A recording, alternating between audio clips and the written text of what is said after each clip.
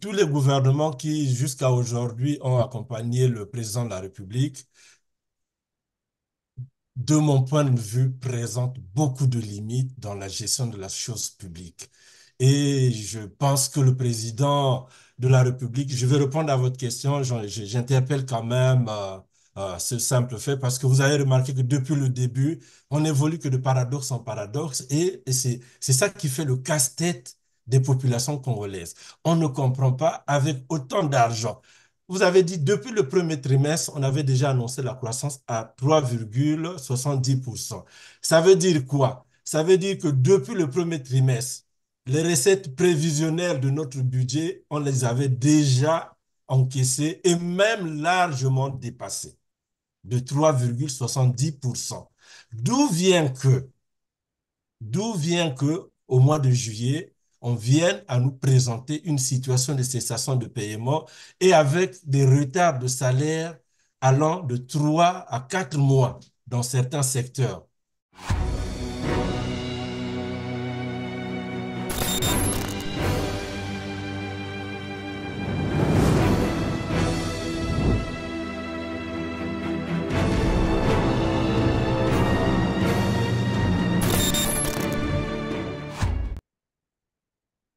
Mesdames, Messieurs, bonjour, ravi de vous retrouver sur R7 et bienvenue dans ce tout autre numéro de Droit de savoir. La loi de finances exercice 2024 du Congo-Brazzaville prévoit, comme vous le savez, un budget de 2 605 milliards 700 millions de francs CFA en ressources et 2 069 milliards 600 millions de francs CFA en dépenses avec un excédent budgétaire de 536 milliards correspondant à 21% des ressources. Un budget qui était censé être essentiellement consacré à la poursuite de l'exécution du plan national de développement, le PND 2022-2024, s'y est engouffré après le programme d'employabilité avec la création annoncée de 100 000 emplois pour la jeunesse congolaise par le gouvernement congolais. Ni l'un ni l'autre n'a été exécuté, même pas amorcé. On en parle aujourd'hui avec Béchar Tombé-Lundu, spécialiste en économie, ancien directeur des ressources humaines de Cégélec Congo. Bonjour Béchar, c'est toujours un plaisir de vous avoir sur R7. Bonjour Christian Perrin et merci d'avoir permis cet échange de ce jour comme on a pris l'habitude depuis un certain temps. Merci Béchar de votre disponibilité. Alors, devant le Sénat congolais, le 21 juin 2024, vous vous souvenez, Anatole Koliné Makosso a annoncé en substance un état de cessation des paiements malgré le budget 2024 qui avait été arrêté, je l'ai rappelé tout à l'heure en introduction, à 2 605 milliards 700 millions de francs CFA en ressources consacrées essentiellement à la poursuite de l'exécution du PNB 2022-2024. Ni le PNB, ni la création des 100 000 emplois annoncés par le gouvernement congolais n'a été amorcée. Curieusement, le 24 juillet dernier, soit un mois juste après, le Comité national économique et financier du Congo a annoncé un taux de croissance du PIB réel estimé à plus de 3,7% en 2024 contre 1,3% en 2023. Quel commentaire vous inspire ce paradoxe? Merci encore une fois de plus, Christian Perrin. Vous faites bien de nommer ce paradoxe dans lequel le gouvernement congolais plonge la bonne intelligence des Congolais que nous sommes. Ben, je vais commencer mon propos par déjà effectivement élucider de façon un peu plus précise ce paradoxe congolais. Ça fait depuis un certain temps que nous avons pris l'habitude avec vous de participer activement à la communication constructive dans le but de promouvoir le bien-être et l'harmonie au sein de notre pays. Sans prétendre à une connaissance absolue, nous utilisons les moyens essentiels de la communication active, comme vous le faites déjà, assez bien pour atteindre cet objectif. Nous partons des éléments diffusés par notre gouvernement sur multiples et divers sujets qui contribuent à aiguiser nos réflexions en jour et nuit. Cependant, cette contribution est souvent teintée d'un paradoxe troublant et inexplicable, vous l'avez si bien évoqué.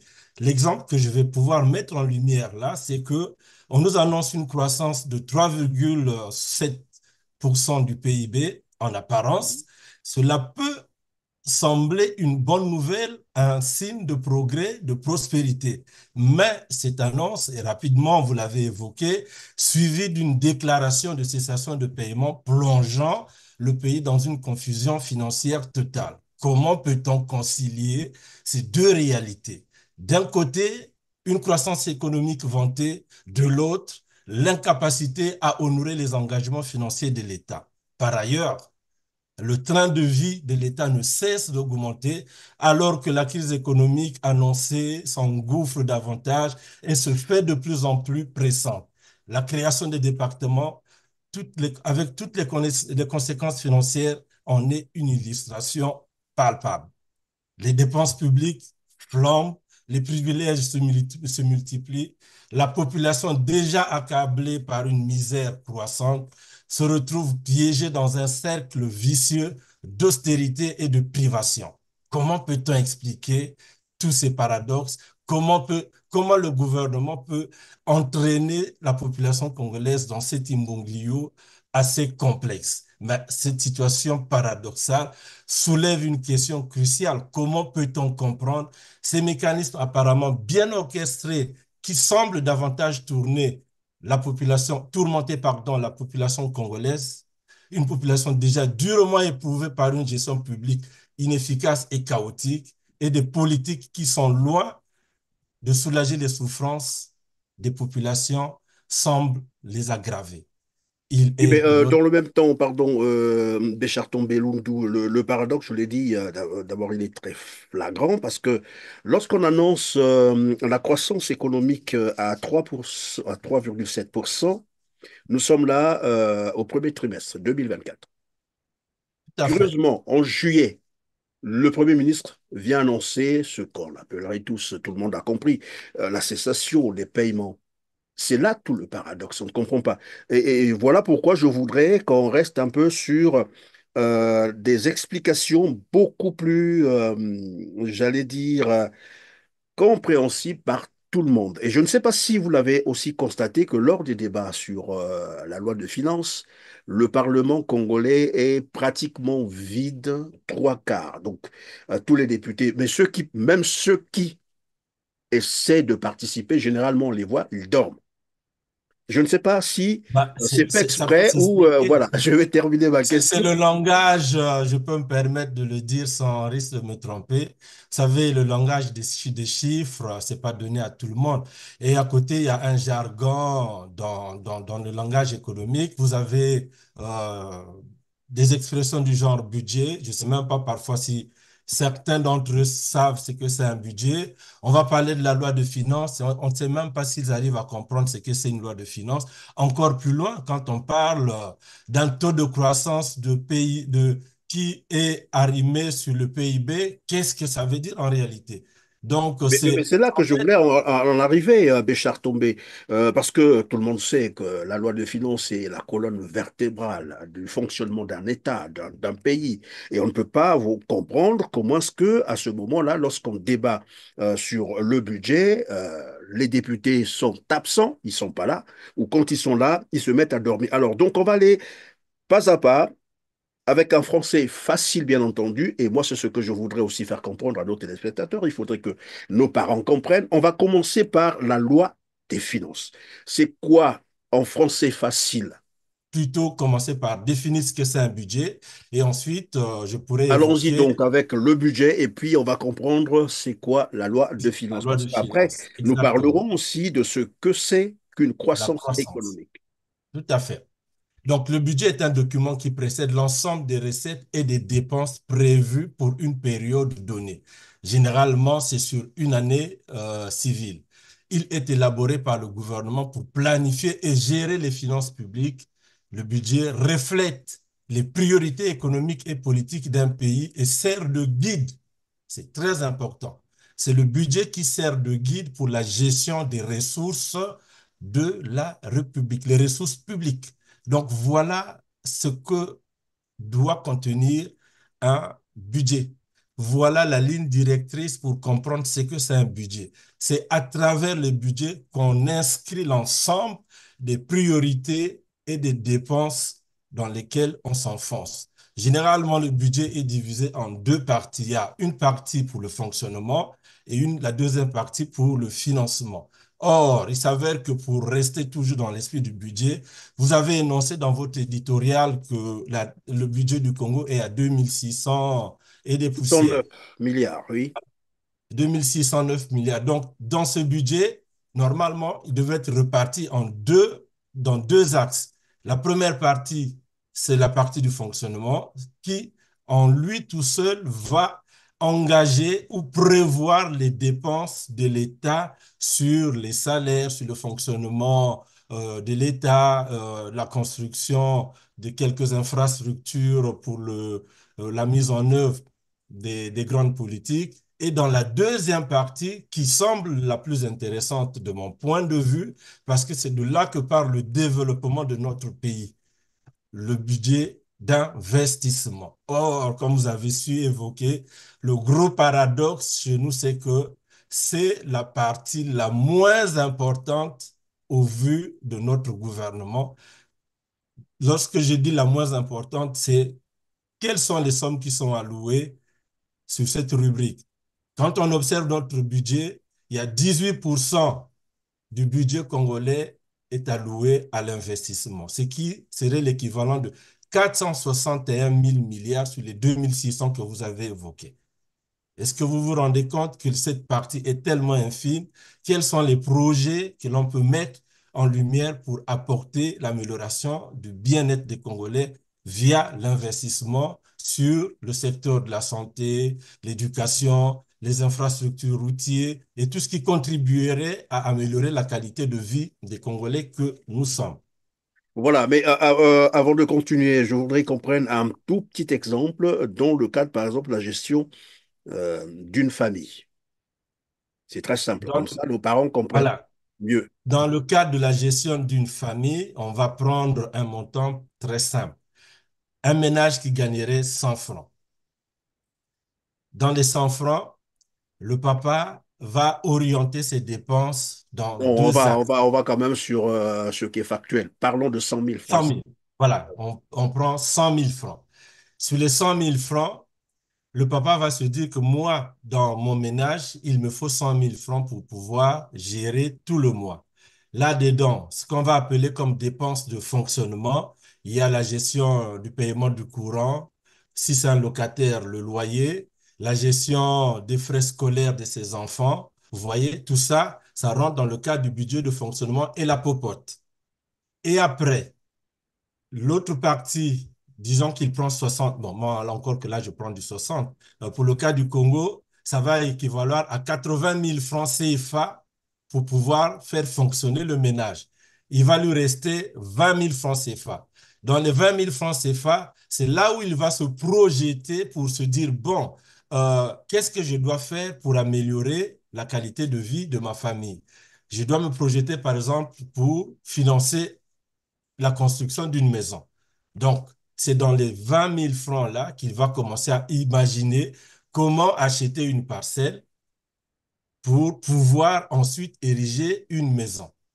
Au pire des cas, s'il n'est pas dans l'immobilier, il va se dire que le salaire que j'ai aujourd'hui ne me permet pas de pouvoir boucler les fins du mois. Je dois investir dans une activité pour pouvoir générer de la richesse au sein de la famille. Donc, vous Un petit voyez, c'est commerce, par voilà, un exemple. petit commerce avec les 20 000. C'est comme ça que fonctionne, c'est-à-dire que voilà le mécanisme de fonctionnement d'un budget au sein d'une famille, d'un ménage. Oui, mais avant qu'on avance, pardon, ici on parle du budget du Congo 2024 qui était arrêté à 2000, qui est arrêté puisque nous sommes encore en 2024, à 2605 milliards 700 millions de francs CFA. Et j'ai dit, ce budget était normalement consacré à la réalisation, bien sûr, la poursuite du PNB. Très curieusement, lorsqu'on avance, dès le premier trimestre, Anatole Koliné-Makosso s'est exprimé là-dessus, disant que le gouvernement congolais n'a pas eu assez de ressources financières pour financer ce plan, le PNB. Alors que depuis le départ plutôt, lorsqu'ils ont arrêté ce budget, l'idée principale, l'objectif principal, c'était le PNB. Mais Tout à fait. curieusement, en cours de route, avant la fin donc du premier trimestre, on annonce qu'il n'y a pas de ressources pour exécuter Bah, ce plan. Je vais terminer ma question. C'est que le même trimestre, le premier trimestre, c'est là où le comité national dit que le Congo venait de réaliser une croissance économique de 3,7%. Avant qu'on ne comprenne aussi ce paradoxe annoncé par Anatole Kouliné-Bakosso, c'est quoi une croissance économique? quand on parle d'une croissance positive, je vais m'appuyer sur trois agrégats en économie. À ce moment-là, on va parler d'un excédent budgétaire pour justifier cette croissance. On va aussi parler d'une augmentation de la masse monétaire, mais tout ça, je vais l'expliquer tout au début. Et une fois que ces deux agrégats sont mis en lumière, on peut à ce moment-là comprendre le mécanisme de la croissance par rapport au PIB. Un excédent budgétaire, ça veut dire quoi? Que le gouvernement congolais a plus d'argent qu'il n'en a à dépenser. Comme vous aimez bien le dire, je veux ramener la situation dans le cas d'un ménage. C'est comme si à la fin du mois, après avoir payé les factures, une famille avait encore de l'argent à mettre de côté. C'est-à-dire que sur le salaire des 100 000 que nous avons indiqué tout au début, qui est le budget initial que le monsieur devrait avoir, il réalise une prestation au sein de son entreprise qui considère que le travail est tellement bien fait et par conséquent décide de lui attribuer une prime supplémentaire de, disons, 30 000. Donc, ce ménage va se retrouver avec 100 000 plus les 30 000 francs qu'on lui donne davantage pour le travail bien exécuté. Donc, j'ai dit tout à l'heure qu'il y a une augmentation de la masse monétaire. C'est ce qui explique les 30 000 qui s'ajoutent aux 100 000 de ce dernier augmentent la masse monétaire de ce dernier. Donc, c'est le cas du Congo. Nous avons eu initialement un budget de 2600 et les 3,7 viennent conforter la position d'une augmentation de la masse monétaire dans notre budget annuel. Et J'espère que c'est là jusque-là, donc on parlerait donc d'une performance, c'est-à-dire monsieur a tellement bien travaillé que son patron est content, et ben il lui a fait une petite prime de 30 000 au-dessus de son salaire, c'est-à-dire son traitement salarial. Alors, on revient donc maintenant, sur le cas du on Congo, comme vous revient l'avez dit tout sur à le l'heure. cas du Congo, Voilà. sur ce qu'on appellerait, c'est-à-dire que lorsque ces deux agrégats sont mis à l'évidence, on peut à ce moment-là parler d'une croissance du PIB réel. Le PIB, en fait, en termes un peu plus clairs, c'est le produit intérieur brut. En fait, le PIB représente la valeur totale de tous les biens et services produits dans le pays.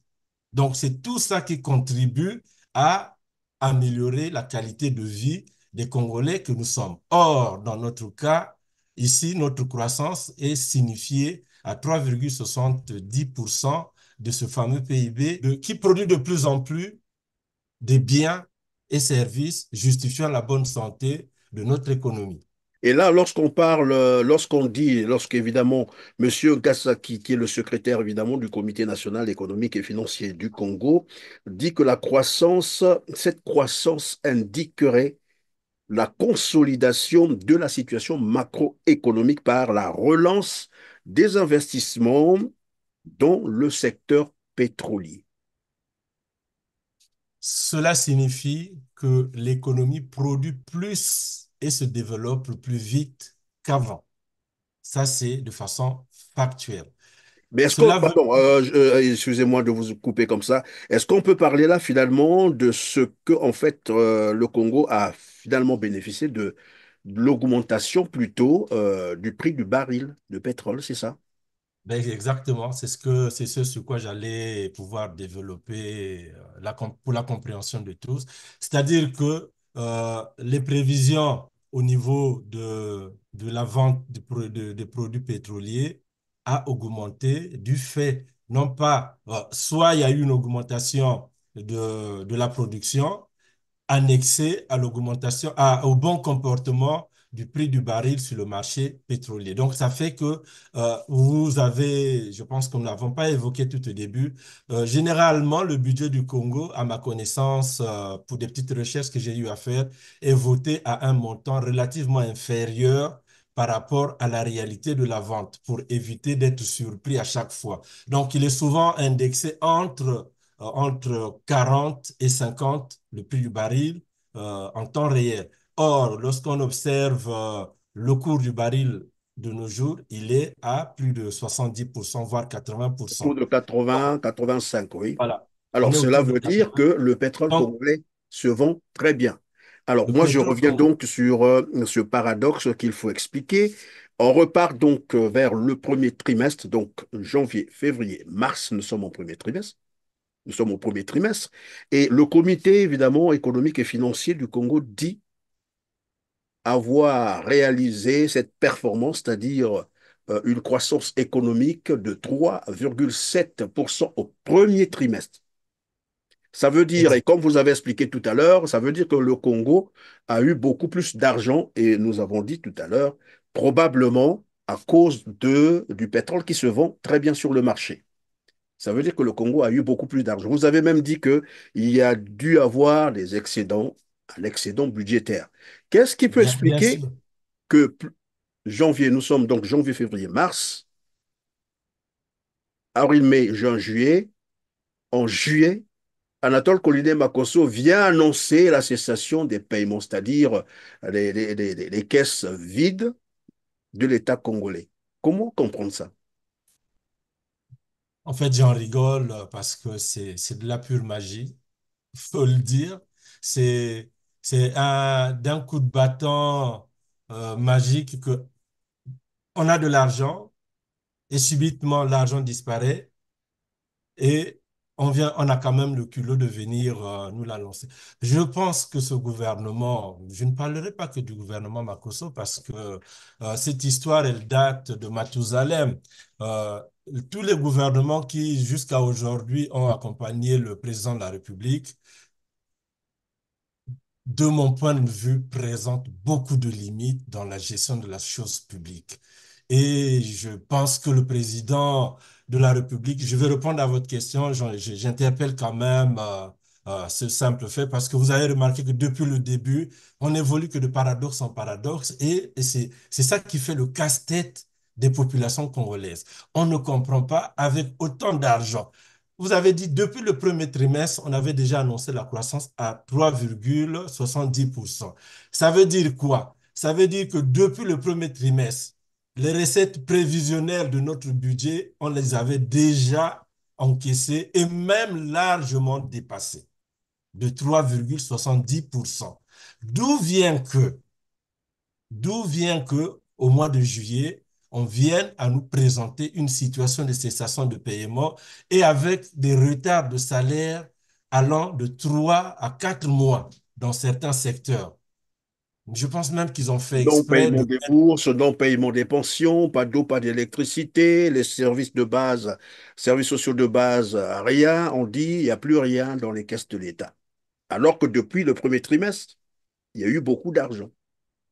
Depuis le premier trimestre, il y a eu beaucoup d'argent. Il y a même un élément que je vais pouvoir évoquer pour expliquer davantage, c'est-à-dire que cette croissance déstocke le niveau de la dette. C'est-à-dire que la proportion de la dette de notre pays par rapport à ce qu'il produit, vous voyez, ça donne un indicateur assez conséquent dans le sens où on a un effet virtuel de la dégression de cette dette, alors que lorsqu'on observe comment le Congo s'est endetté, on a l'impression que la dette augmente progressivement. Mais le fait d'avoir une économie qui se porte bien, ça donne la capacité à notre pays de pouvoir bien gérer sa dette et de baisser la pression sur la dette. C'est pour cette raison que vous remarquerez que on va parler plutôt de la promotion de la dette dans le sens où on parle de 95,8% de notre dette il y a de l'année passée à 84,4%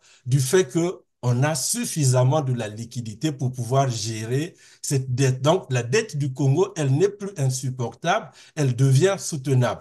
Le deuxième paradoxe que je veux pouvoir évoquer là-dessus. Je ne comprends pas pourquoi la cinquième revue du Fonds monétaire nous conduit vers un endettement en plus, alors que déjà, on se retrouve là avec une situation économique en pleine croissance et on va encore s'endetter. Comment peut-on expliquer ça?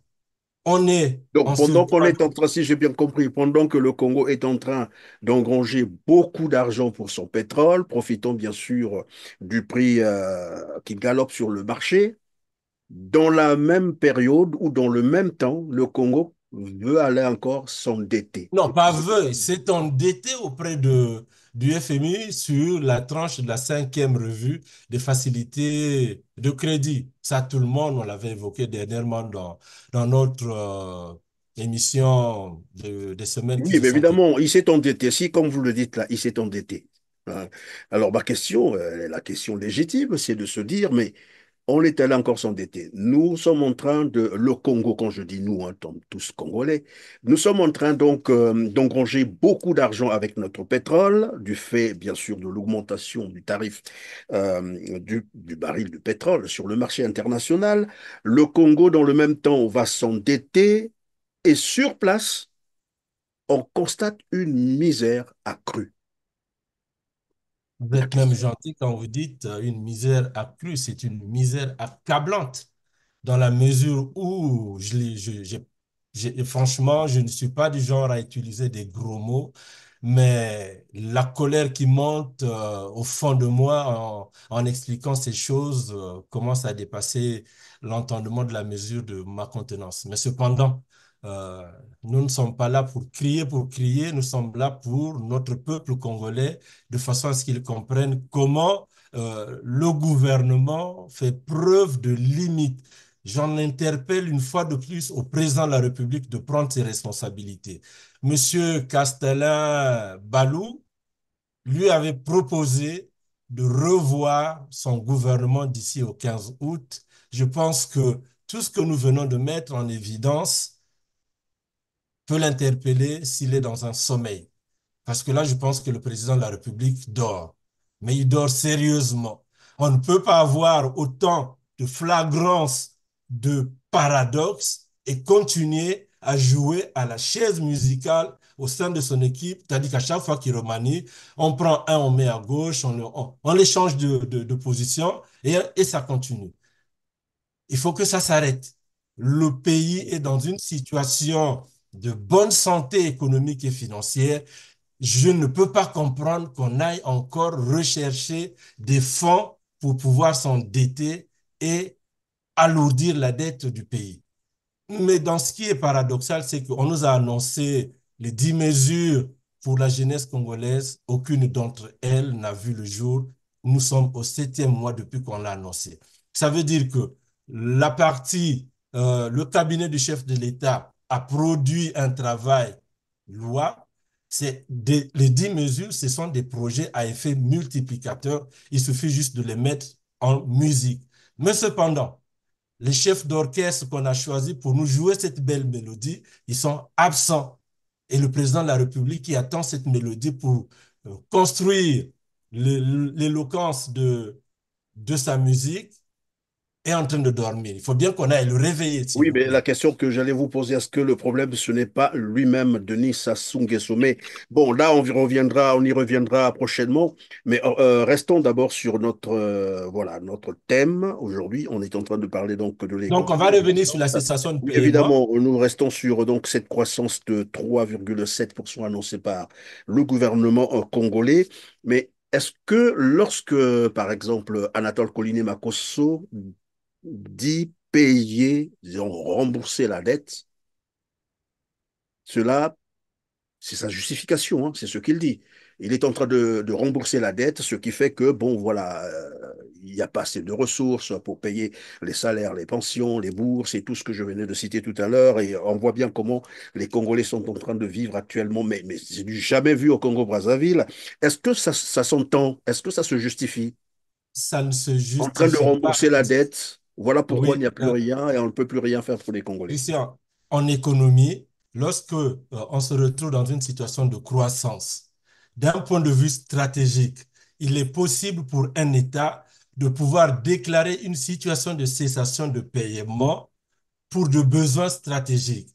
À ce moment, l'ensemble des recettes ou l'ensemble des biens et services qui constituent cette évolution en termes de monnaie doit être orienté sur des projets dits à effet multiplicateur. C'est-à-dire que le gouvernement qui déclare cette cessation de paiement doit orienter, c'est-à-dire que pour des besoins stratégiques, négocie un échéancier auprès de ses bailleurs pour pouvoir orienter l'ensemble des recettes. C'est-à-dire que les 30 000 qu'on a dit tout au début, pour revenir à cet exemple, pour la compréhension de nos téléspectateurs, c'est-à-dire que les 30 000 d'excédents budgétaires doivent être orientés pour des dépenses d'intérêt général, c'est-à-dire que financer l'éducation, financer la santé, financer les questions de sécurité et dans le même cas, négocier l'échelonnement de sa dette. Maintenant, moi là où je trouve qu'il y a un réel paradoxe, même lui-même ne comprend pas ce qu'il dit. Tu ne peux pas en même temps déclarer une cessation de paiement et ensuite trouver l'explication que cette cessation de paiement est due du fait que tu payes la dette. C'est pas possible. C'est-à-dire, revenons un peu sur un ménage, comme on l'a expliqué, parce qu'évidemment, Oui, cet exemple est très illustratif, parce que lorsqu'on parle des ménages, on comprend mieux la chose. Le monsieur, donc le papa, il faut le dire comme ça, un papa responsable. Il y a des papas oui. irresponsables aussi. Donc, il Non, on est dans gagne le 100 sens de 000 la francs CFA, vous responsabilité. avez dit. Alors, tellement qu'il a évidemment beaucoup travaillé, bien travaillé, il a fait des performances. Son patron lui ajoute une prime de 30 000, vous avez dit, donc il se retrouve avec 130 000 francs CFA. Et c'est à ce moment qu'il vient dire à madame ou à sa famille, aux enfants, que bon, il n'y a plus rien, je n'ai plus, voilà, le salaire devient trop. On a acheté un portable à une petite, on a payé un billet pour Dubaï. Non, plutôt, il On vient en dire, rigole, mais alors, il n'y ça a fait plus très l'argent, il y mal. a plus l'argent de popote, il n'y a plus l'argent pour payer l'électricité, c'est-à-dire les quittances, il n'y a plus l'argent pour payer le loyer. Alors qu'il Mm. vient là de bénéficier d'une autre prime de 30 000 francs CFA. Donc, il a beaucoup plus d'argent qu'avant, et c'est là où il annonce qu'il n'y a plus l'argent de la popote pour le loyer, et puis ainsi de suite. Voilà. C'est curieux, Et, non? et il justifie cela, comme pour juste prendre la balle au rebond, il justifie cela que non, bon, il s'était endetté, donc la totalité de l'argent qu'il a pu gagner, il a orienté ça vers Donc, il le a paiement de orienté la tout dette. l'argent là-bas vers le remboursement. Voilà, le remboursement de la dette. Et donc, il est obligé d'aller s'endetter encore pour pouvoir redémarrer la maison. D'où l'endettement de la cinquième revue de facilité de crédit. Donc, Et ça se, voilà un peu. et ça se célèbre. Et ça se célèbre. C'est de l'irresponsabilité pure et simple. J'aimerais quand même apporter un petit peu de la braise à la pipe pour faire comprendre à nos téléspectateurs qu'est-ce qu'on entend par cessation de paiement. C'est bien d'expliquer les concepts. Comme ça, dorénavant, quand Oui, je vous en prie, oui. le gouvernement va s'amuser à nous balancer ces expressions dont il pense que c'est assez magique dans la compréhension des Congolais, mais qu'ils aient les éléments de la compréhension. Quand un gouvernement déclare une cessation de paiement, cela signifie qu'il ne peut plus rembourser ses dettes ou payer certaines de ses factures. C'est un peu comme nous vous l'avez dit tout à l'heure, une famille qui a trop de dettes et ne peut plus payer ses crédits ou ses factures courantes. Vous l'avez si bien expliqué dans l'exemple que vous avez pris. Donc, voilà ce qu'on appellerait comme étant une situation de cessation de paiement. Alors que les chiffres économiques de notre pays montrent une amélioration. Nous sommes en situation de croissance. Il peut y avoir plusieurs raisons, comme je l'ai évoqué tout à l'heure, pour lesquelles le gouvernement décide de déclarer une cessation de paiement. Ça s'appelle mettre en place une stratégie pour des raisons stratégiques pour opter à une option qui doit aller dans le sens du développement ou de la répartition de la richesse. Ça veut dire que si le gouvernement était conséquent, en faisant une déclaration de cessation de paiement, on devrait faire une répartition de la richesse, c'est-à-dire de la croissance de 3,7% du PIB pour vouloir utiliser cet argent de façon à gérer les priorités comme la santé, l'éducation, les infrastructures, au lieu de rembourser la dette immédiatement. Or, dans le cas du Congo, Pauline Makosso vient nous berner pour nous dire non, non, non, je suis en situation de cessation de paiement parce que je rembourse la dette. Alors que d'un point de vue stratégique en économie, ce serait possible de dire je suis en cessation de paiement, mais je réoriente mon capital qui a été augmenté Alors, sur... moi, je reviens toujours sur notre exemple de ce papa irresponsable. Donc, il a ses 100 000 francs de salaire, il vient de bénéficier d'un bonus, 130 000. Il vient dire à madame, je n'ai plus d'argent et je suis en train de payer la dette. C'est ce que ça veut dire. Vous avez dit que c'est vraiment paradoxal et ça ne s'explique pas parce que lorsqu'on n'a plus d'argent, on ne paye plus les dettes. C'est la moindre des choses. Ça, c'est ce qu'il y a de plus naturel à comprendre, Béchar Tombé Lundu. Revenons sur, évidemment, parce que au début, nous avons dit le budget était consacré, bien sûr, à la poursuite, bien sûr, hein, du PNB. D'accord? Et dès le début, j'ai annoncé que malgré cette embellie financière, ni le PNB, ni la création des emplois n'ont été amorcés. Donc, on n'a rien fait de tout ça. Et j'ai aussi rappelé qu'Anatole Coliné Makosso lui-même disait qu'ils n'ont plus assez de ressources pour voilà, réaliser tout ça. Mais je vais vous proposer donc à nos téléspectateurs de suivre cet élément, là où il disait qu'ils n'ont plus de ressources, pas assez de ressources pour réaliser le plan qu'ils avaient promis. Suivez. Les ambitions que nous avions lorsque nous avons élaboré le plan national de développement se soient révélées finalement plus grandes que la capacité que nous pouvons avoir de Monsieur le Premier mobiliser ministre, les est-ce que vous pouvez ressources. être clair? Est-ce que vous êtes en train de nous dire que lors de vos séminaires, vous vous êtes rendu compte finalement de l'impossibilité, peut-être le mot est très fort, de l'exécution de ce PND? Pas de l'impossibilité de l'exécution du PND, de la difficulté de réaliser tout ce que nous avons affiché comme ambition dans le PND. Et fort heureusement, notre PND, depuis l'élaboration, avait prévu des modalités de sa révision.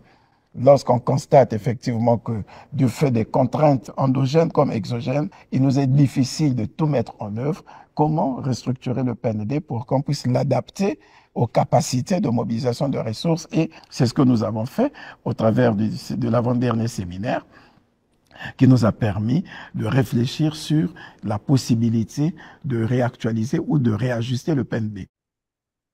Alors voilà, donc pour Anatole Coliné Makosso, il n'y a pas assez de ressources pour financer le PNB. On n'a pas créé des emplois. Dans le même temps, on nous dit qu'il y a une croissance économique et donc le Congo a eu beaucoup plus d'argent. Moi, je veux qu'on revienne à ce niveau-là. Là, on va parler maintenant économie avec le spécialiste que vous êtes. Oui, Avec les 2000, c'est ça, 2609 milliards 700 millions de francs CFA et la croissance annoncée au premier trimestre de 3,7%, était-il possible de créer les 100 000 emplois? Je commence par là, je saute d'abord le PNB, d'abord les d'accord. emplois, les 100 000 emplois. Je Oui, oui, dirais Tom. oui. Je dirais oui. Au début, j'ai dit que les 10 mesures du gouvernement pour la jeunesse congolaise, je tire le chapeau à l'équipe du cabinet du président de la République parce qu'ils ont identifié les points clés pour pouvoir créer ce qu'on appellerait des projets à effet multiplicateur. C'est-à-dire que la mise en œuvre ou l'exécution de ce projet créerait davantage de la richesse au sein de notre pays et ce qui augmenterait encore davantage, permettez-moi cette tautologie, de pouvoir améliorer la croissance de notre pays. La création des emplois dans notre pays, des 100 000 emplois, c'était plus que possible. Et c'est encore possible, dans le sens où, lorsque j'interroge le budget de notre budget de cette année, je veux mettre à côté la croissance. Comme vous l'avez su le dire, mettons les excédents budgétaires un peu à l'écart. L'exécution, 2609 milliards, oui. l'exécution du plan d'action sur la création des emplois, je me suis amusé à faire une étude personnellement. Il nous faut minimum 336 milliards de francs CFA pour exécuter les 10 mesures du chef de l'État sur la prise en compte, c'est-à-dire que tant de la faisabilité, de la mise en place du plan d'action et jusqu'à la feuille de route, les 10 mesures avec 336 milliards, c'est très possible. Mais quand on observe notre budget sur la partie investissement, on a 461 000 milliards.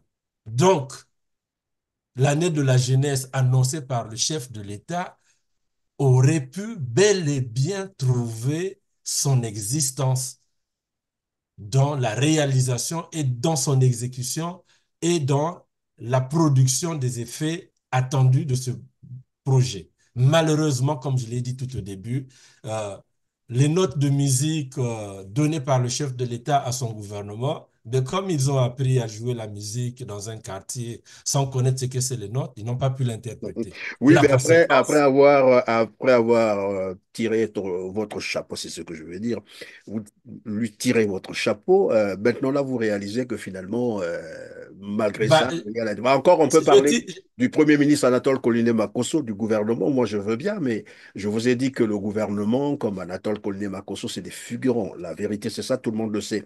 Je ne vais pas entrer dans cette polémique, par contre.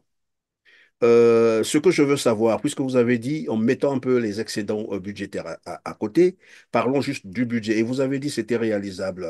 Il suffisait de 336 milliards de francs tout à CFA fait. pour réaliser les 10 mesures. Mais moi, je veux qu'on reste sur l'emploi d'abord, les 100 000 emplois. Est-ce qu'on peut aller sur les éléments factuels en faisant quoi concrètement? Quelques deux exemples pour comprendre cela. Quelques deux exemples pour comprendre ce que nous pouvons faire Notamment dans la création des emplois, par exemple. dans la création des emplois, comme je l'ai dit tout à l'heure, que la création des emplois en termes simples et plus précis, on va prendre deux secteurs, notamment Oui. le secteur de la santé et de l'éducation. On peut Santé, créer éducation, oui. santé et éducation, on peut créer jusqu'à 5 000 emplois. 5 000 emplois sont possibles de création. 2 000 au sein de ce qu'on appellerait le ministère de la Santé et 3 000 au sein du ministère de, de parler de la santé et de l'éducation. Donc 3 000 pour l'éducation et 5 000, pardon, 2000, 2 000 pour la santé. Et pour ça, on a besoin d'un budget de 36 milliards juste. 36 milliards. Oui, de francs CFA. Et pour exécuter cette mesure, la première des choses, il faut qu'on arrive à réaliser ce qu'on appellerait un audit sur l'ensemble de ces deux départements pour identifier quels sont les postes à pourvoir en urgence. Et la deuxième étape va consister à allouer le fameux budget dont je vous ai parlé tout à l'heure et faire une campagne de recrutement via des concours, parce que là, on parle de la fonction publique. Donc, organiser des concours en bonne et uniforme pour pouvoir Avec la réaliser priorité, par exemple, de recruter nos jeunes Congolais qui sont allés étudier, par exemple, la médecine à exactement, Cuba, c'est ça? exactement, exactement. C'est exactement ça qu'il faut faire. Et au niveau de la deuxième mesure, parce que là, la première mesure, on n'est que sur les 10 000 emplois. On pouvait encore aller même au-delà de ces 10 000 emplois. Je vais vous prendre un exemple concret. Nous avons le fer de Mayoko. Peut-être qu'ils l'ont ignoré. Le fer de Mayoko a la capacité de créer 12 000 emplois. Mais du fait de la gourmandise de nos dirigeants, de nos, de notre gouvernement, toujours avec cette affaire de 10% à imposer ou le paiement sur 25 ans de ce qui n'a pas encore été réalisé, a fait que Exaro, qui est venu avec le matériel nécessaire, tenez-vous bien, des locomotives, des rames pour faire le transport de se faire extrait vers le port de Pointe-Noire pour être exporté. Malheureusement, comme on sait bien le faire, jusque-là, on n'a parlé que du pétrole. Je mets cette idée sur... Je rentre encore pour ajouter, enfoncer le clou sur le fer. Pour votre information, le Congo produit du gaz liquéfié maintenant. Oui, Vous êtes sûr, tout je à vais fait. encore vous surprendre. Ce gaz liquéfié a été déjà vendu une année à l'avance à hauteur de 185 milliards. Pardon? Attendez.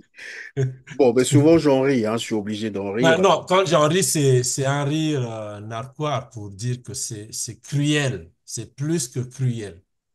C'est-à-dire qu'on anticipe sur tout et ça fait que ça pose un problème. Donc, j'ai pris cet Mais exemple. c'est quoi cette stratégie-là? De quoi ont-ils peur concrètement lorsqu'ils agissent comme ça? Parce que le pétrole aussi a été gagé. C'est ce qu'il faut dire aux Congolais. Le pétrole a été gagé sur plusieurs années. Ils ont pris l'argent. Les Congolais n'ont jamais vu ça. Là, vous nous dites que même le gaz liquéfié a été Ils vendu ont sur déjà une année déjà. Donc, ils ont une encaissé année de l'argent. gage. Ils ont déjà encaissé l'argent. J'ai pris cet exemple pour tomber sur la deuxième mesure du gouvernement qui consiste à congoliser les postes. Oui, mais avant d'arriver là, vous parliez tout à l'heure d'Exaro. Nous avons vu évidemment le matériel Exaro arriver à Pointe-Noire. On a vu les voitures, s'il faut comme ça, des trains, bien sûr.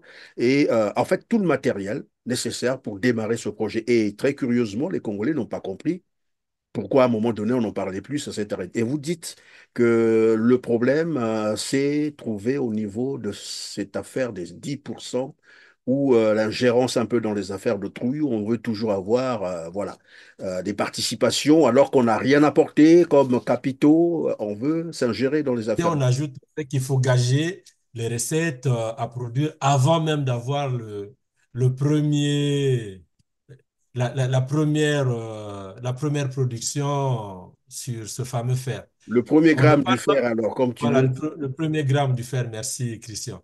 Le premier gramme du fer, alors que là, on court un risque de volcan dans la partie de Mayoko.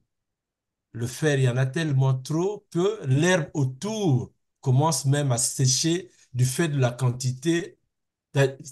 C'est sur plus d'un siècle la quantité du fer qu'il y a à exploiter à Mayoko. Donc, on oublierait même un tout petit peu le pétrole.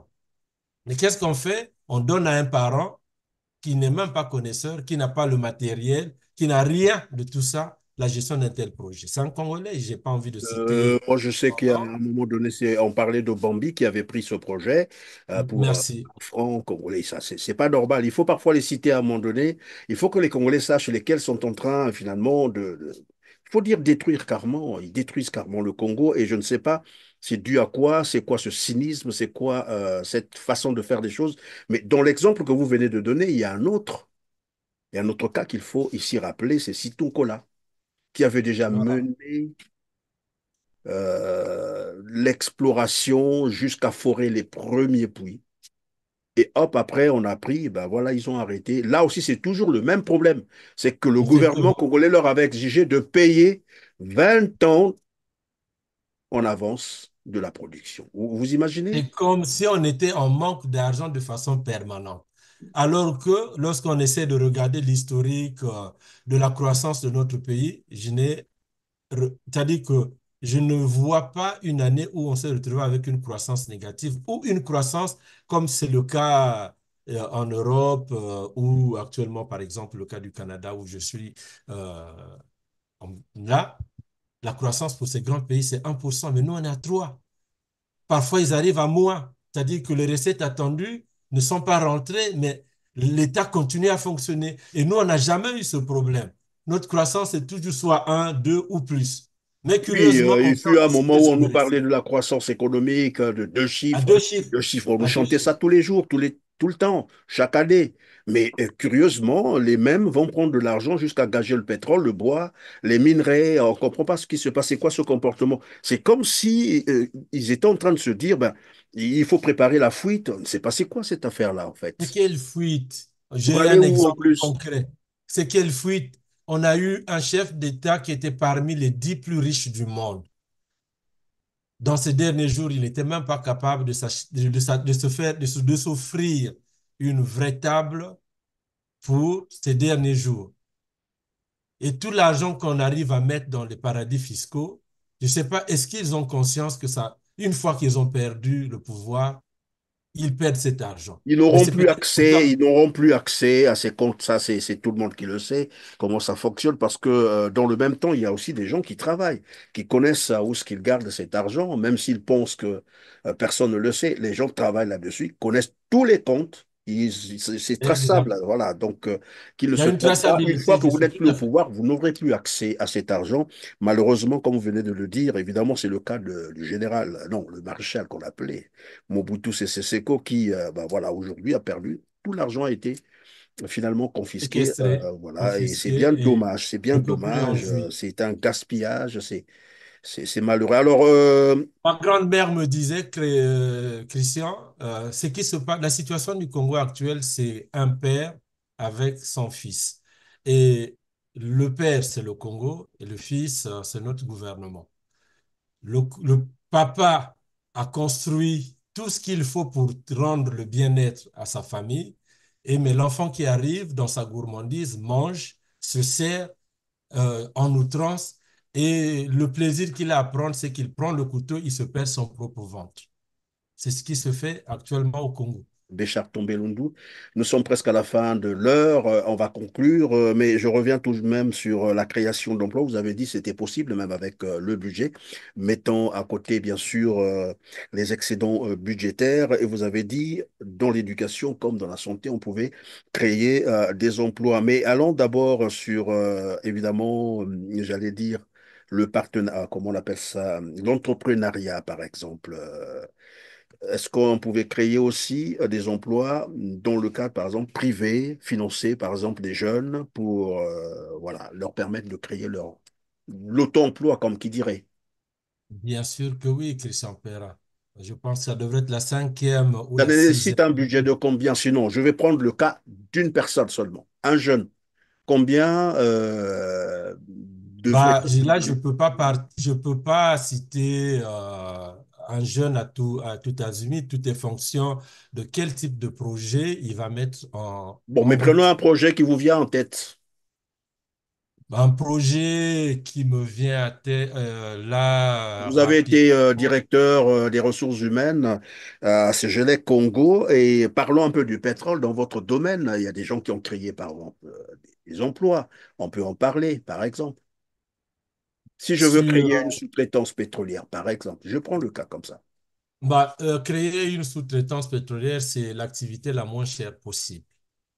Tout simplement parce que vous aurez juste à vous enregistrer au centre des formalités des entreprises, avoir un RCCM, un numéro vous inscrire au registre du commerce, et tout ce qui va y aller, vous aurez besoin d'un fonds de roulement dans pour votre entreprise. Le fonds de roulement va vous permettre de pouvoir vous acheter le matériel nécessaire, c'est-à-dire que la location de bureau et l'achat de l'outil informatique et des logiciels qu'il faut pour faire une gestion des ressources humaines digne de ce nom. Une fois que tout ça est mis en place, vous pouvez, ce qui va être encore plus intéressant, c'est que c'est votre force de vente, c'est-à-dire que la capacité à aller chercher les marchés qui va pouvoir justifier l'existence de votre activité. Donc, de mon Et point de moi, vue, avec c'est ce fonds 20 que je voulais millions, comprendre 20 avec vous. millions, 20 avec 20 millions. millions, avec 20 millions, on peut, comme fonds de roulement, commencer une activité de prestation de services dans la location. Parce que généralement, qu'est-ce qui se passe, c'est que l'entreprise auprès de qui vous louez le personnel finance des salaires à l'avance. C'est-à-dire que vous déposez votre facture les 3 jours qui suivent, ou parfois on fait même des avances de caisse pour pouvoir permettre à l'entreprise de pouvoir avoir une trésorerie à payer les rémunérations et faire qu'il y ait un équilibre sur les chantiers, que les gens n'aient pas de difficultés à subvenir à leurs besoins vitaux. Donc, vous êtes au travail, c'est pour travailler et non pour penser comment les enfants vont manger, comme c'est le cas des fonctionnaires qui vont au boulot avec la peur de retourner et avoir la question, papa, on a faim. Je vais vous poser cette question dans le domaine, évidemment, dans le secteur du pétrole, parce que c'est votre domaine. C'est pour comprendre, parce que, évidemment, le pétrole, c'est aussi la plus grande activité au Congo-Brazzaville, donc qui contribue pratiquement à 80% au budget du Congo-Brazzaville. Et le pétrole congolais qui, malheureusement, malheureusement, échappe aux Congolais. C'est ça le problème. Le pétrole échappe aux Congolais dans tous les sens. C'est-à-dire que même au niveau de l'emploi, dans les 10 mesures du gouvernement, ils ont énoncé la congolisation des postes. Dans le pétrole, il y a du travail à faire et même dans le gaz. Je vais vous donner les effectifs réels engrangés par l'expatriation sur la production gazière. On Mhm. a aujourd'hui autour de 700 expatriés qui sont affectés à Pointe-Noire en Guinée pour la gestion du gaz liquéfié. en termes de stratégie, pour répondre à la mesure du chef de l'État qui veut congoliser les postes, je pense que ce qu'il y a lieu de faire, c'est d'annexer à chaque expatrié un Congolais pour qu'il soit formé et ensuite faire ce que j'appellerais le transfert de compétences Par pour, exemple. pour générer l'octroi de ces fameux 90 000 emplois. Il n'y a que comme ça qu'on peut faire pour récupérer les postes qui sont euh, occupés par ces expatriés. Deuxième hypothèse, c'est que l'emploi informel est à un niveau exponentiel dans notre pays. C'est-à-dire qu'on se retrouve avec des gens qui travaillent sans contrat de travail, sans aucune référence auprès des institutions, et c'est de l'argent qui va... c'est-à-dire qu'il y a déjà une perte d'argent, parce que pour tout travailleur, quand j'ai dit au début que c'est des projets à effet multiplicateur, parce que embaucher un Congolais, c'est créer une source de revenus pour l'assiette fiscale du Congo. Je vais prendre un exemple. J'ai travaillé au Congo pendant un moment. À moi, je vais vous donner les chiffres exacts. Moi, je payais en termes d'impôt sur le revenu des personnes physiques 750 000 francs CFA qu'on prélevait sur mon salaire chaque mois.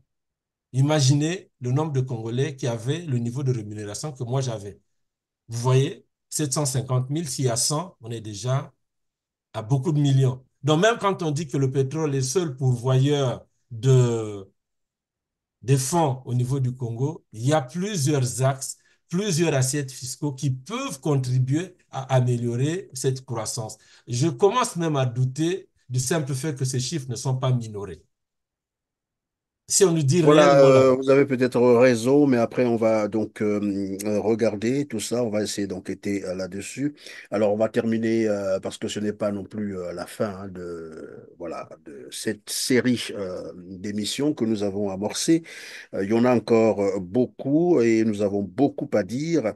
Mais la dernière question, et c'est par là que nous allons conclure cette émission, Béchar Tombé-Lundu, qu'est-ce qui manque au Congo, Brazzaville, pour faire comme l'Angola, qui produit son pétrole lui-même? Ça peut générer beaucoup, beaucoup, beaucoup d'emplois. Bien sûr que oui, ça peut générer beaucoup d'emplois et même exporter de la main-d'œuvre. Pour Parce faire. que dans le domaine du pétrole, je vais prendre les corps de métier qui rentrent en ligne de compte. Vous avez les télécoms. Il faut communiquer sur les plateformes. Vous avez l'électricité. Vous avez la partie de la mécanique. Vous avez le forage.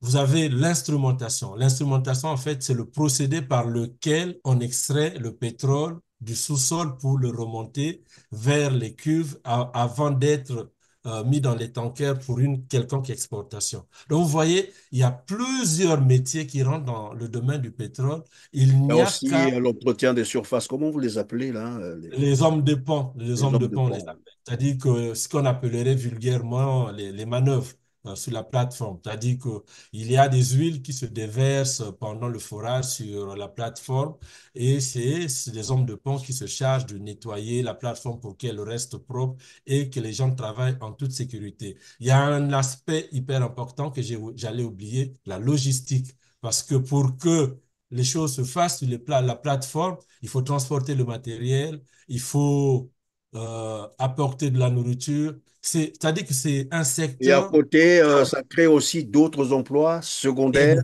des Exactement, fournisseurs, je sais pas moi, de la exactement, nourriture ou exactement. des tissus ou de je ne sais quoi encore. Voilà. Et aussi, ça contribue, toute importation, il y a une TVA, il y a des frais de douane. Encore que là, pour l'information de nos téléspectateurs, le Congo est arrivé à signer des accords, je dirais, bidons. Il y a certains produits pour lesquels les sociétés pétrolières ne payent pas de la TVA. Comment on peut expliquer ça? Ah bon? Comment c'est possible? On importe du matériel pétrolier avec 0% de taux de douane à payer. Je le dis en D'ailleurs, connaissance. j'apprenais pendant que j'étais encore au Congo, euh, mais il faut les citer, hein, c'est vrai, en plus, c'est vérifiable. Total ne payait pas les taxes. La taxe, bon, dire que Total ne payait pas la taxe, je ne veux pas aller dans ce sens. C'est l'une des taxes dont j'ai connaissance, c'est que tout produit pétrolier importé était exonéré. À l'exception Pourquoi? des... Bah, c'est ce que je vous ai dit tout à l'heure, les accords les accords bidons. Je vais donner un exemple concret. Oui. Tuyaux, les pipelines, c'est sur des kilomètres pour prendre un Njeno, je dis Njeno, à Likwala par exemple, c'est sur des dizaines de kilomètres. Les pipelines, c'est des pipes de 6 mètres de long. Figurez-vous qu'un pipeline peut aller à coûter jusqu'à des dizaines de millions de CFA. Imaginez que le Congo dise que non, vous payez 1% de la taxe douanière au lieu de payer zéro. Qu'est-ce que ça représenterait en termes de recettes? C'est-à-dire quand je vous dis que le Congo, ce n'est pas un pays qui devrait se retrouver dans une situation de dette, Christian Perin serait assis dans son laurier en train de lire, il recevrait une manne qui tomberait de la part du gouvernement et Même ceux qui ne travaillent pas, comme vous le disiez la fois même les dernière, fœtus, même les même fœtus, ceux je qui vais sont encore dans le ventre de leur maman, voilà. Donc, votre femme est en état est en porteur état d'une de grossesse. gestation, voilà. Oui, porteur d'une grossesse. L'État congolais est au courant. Si on avait un système social bien organisé, ben, cet enfant qui est en devenir a déjà sa redevance. Mais comme on est égoïste, Et on pouvait aussi créer bah, voilà, des primes comme ça, un jeune garçon qui trouve du boulot, qui se marie, l'État l'assiste, et puis bon, voilà, il y avait des dispositifs comme exactement, ça, et puis exactement. Et puis, c'est voilà. bien dommage, Donc, c'est bien dommage. C'est bien dommage ce c'est qui se bien passe. dommage. On va pouvoir conclure cette émission. Le petit bout de mot qui me reste, nous l'avons dit tout au début, on évolue de paradoxe en paradoxe. Mais le fait, je vous dirais merci à vous, Christian Perin, qui apportez, de par ce canal de la communication, cet éveil de conscience Je vous en qui, prie. de mon point de vue, va pouvoir porter de la lumière, comme dans un certain matin, où les brumes du matin incertain, un pays s'éveille. Donc, avec votre émission, notre pays va peut-être s'éveiller et peut-être aller réveiller le président de la République qui, dans son profond sommeil, va commencer à porter de la rigueur dans la gestion de la chose publique. Ben, Il est merci, voilà.